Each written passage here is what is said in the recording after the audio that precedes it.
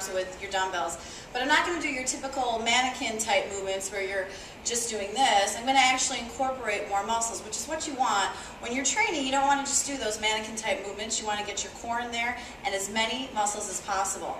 So I'm going to start with the stork stance curl. So I'm going to modify it first. This is going to challenge your balance. 1 foot on the floor, and behind you I want your tippy toe. You're going to drop forward, tipping at the hip, keeping your wrist directly underneath your shoulders. Curl the weight up and down.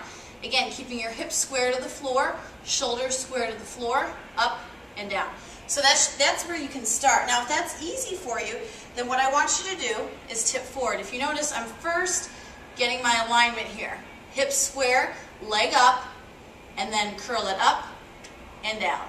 Driving that foot that's planted on the floor into the floor.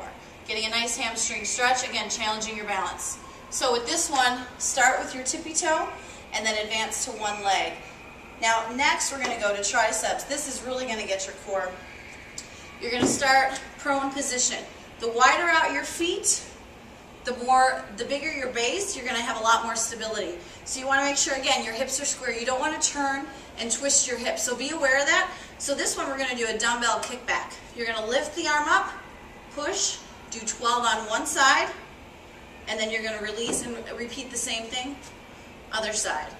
Now, you can modify this. If that's too hard for you, start on your knees, 45-degree angle. And I actually want you to see this from the side so you can see my form. I'm not doing this where I'm pushing my butt back, okay? You want to drop down, keeping one straight line from your knees to your shoulders. Squeeze your shoulder blades, elbow up, hips square, push. And again, you don't want to turn, so keep everything square. So those two should give you a big burn.